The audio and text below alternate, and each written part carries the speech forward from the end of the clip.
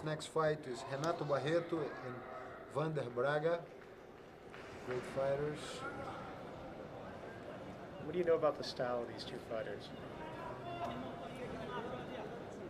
Definitely, Renato Barreto has been a student of my school for a long time, and he likes to fight in a very free way without not too much concern about pointing score, but he's concerning about finishing and create opportunities with a very flexible and moving thing. About Vander, he is a very good competitor, but he looks more for a fight establishing like a pace where he can control and maintain the positions the way he likes. So we'll be like a very different styles of fighters competing each other. I don't think he get points by that because at the same time he attempt the flip, the other guy attempt to bring him down to the ground. So it was pretty much a combination of both. So that doesn't take no points.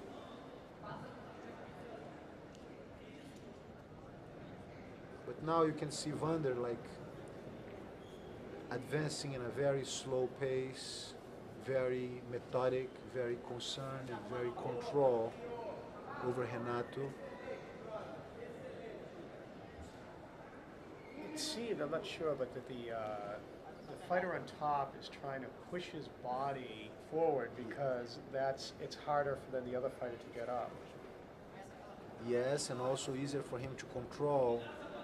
But Renato opened his legs and start to create space and start to create some kind of motion which gives to the top guy a much harder task in order to control.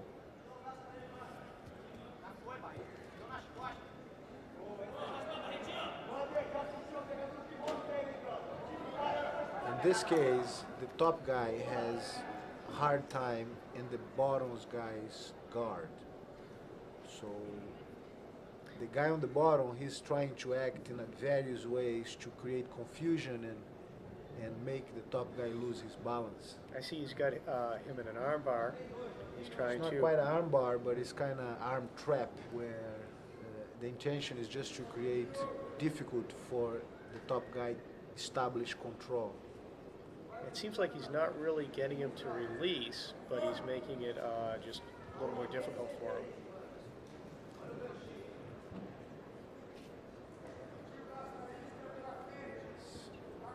Notice how flexible is the bottom guy. He's so flexible. He's like fighting an octopus, you know. It's a very weird feeling when the guys are that flexible because you basically don't have a control because he feels like Rudini. He's always escaping from any trap he can come up with. So it's a kind of interesting style of flexibility and movement. Is stretching very important to a fighter's regimen? Yes, but it's not in every case because some fighters they are more tight and more stronger than others.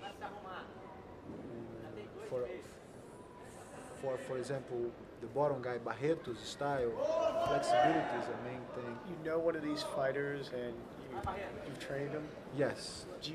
When you first see him, could you say this guy's got potential? And everybody has the natural instinct for jiu-jitsu because you can define your style depending your personal abilities. If you're tight and strong, you can have this kind of style. If you're flexible and skinny, you can have a different style. So basically, jiu-jitsu is adaptable for anyone.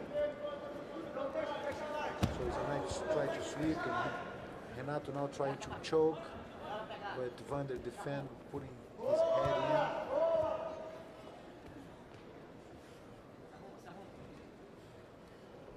Now, can you grab somebody around the neck and choke him? Oh yes, that's part of the submission arsenal.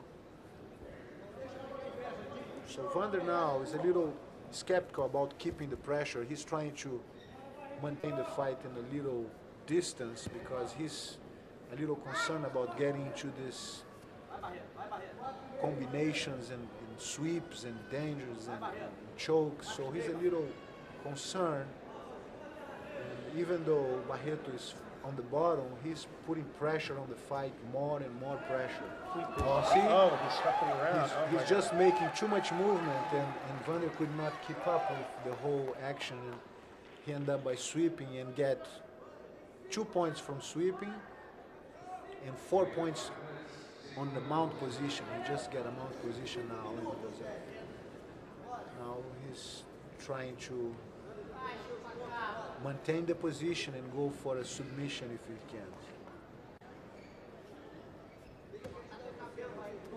Now, is that a good position? Because it looks like his weight is fairly far forward over him. Yeah, but it's an excellent position because half of the guy's body is not in the play. You know, he don't have. It's not like a guard position. The mount position gives a total control for the top guy. He can't just the fighter on the bottom just kick his legs off the mat and push him over at this point. Not really. It's very difficult. Yes, it's much harder than it looks. That's almost like a bull trying to kick a cowboy off. Yes. Now Renato Barreto on top, trying to maintain pressure. But Vander could escape from the mount, back on top. And now is a little break for they set up their gears again. Vander now is running behind, he's losing the fight. So he is the one who has to put some kind of action into the fight. He tried to pull Barreto to his legs, but Barreto went almost passing the guard, so. It has such an intensity about it because, I mean, the fighters are so close, and I mean, it's such an intimate sport. Yes. It's like nothing can display a more primal element because the fight doesn't stop as much, and basically you can do whatever you please to submit your opponent. So it's a lot of strategy, a lot of patience, a lot of aggressiveness, a lot of good techniques. So you basically have a big variety of things you can apply in the same fight. He may try a sweep or a reversal. Soon Barreto gives a chance, but Barreto seems like very solid and in a good position.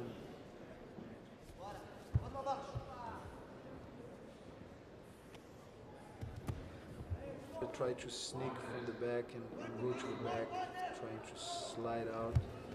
Barreto still kind of keeping a good control. Is he trying to put pressure on the neck? No, just with one hand is impossible to choke. You really need two hands. Yes. You have about 30 seconds left in this early match. So now they back to the fight. Vander is kind of behind in the score, so he tried to act. Yeah, he took that offensive initiative. Yeah, some pressure on. Barreto started to establish his position again. And he just immediately went to the knee on the stomach, which gave to him more points. So now he's going for the choke. He's attacking, and then he shifts from. Oh, time is just over. Great battle. Beautiful, beautiful display. About 16 years. No, my first and still is Rickson Gracie in organization and fighters. Instructor is very good. Best Jiu-Jitsu championship I ever compete.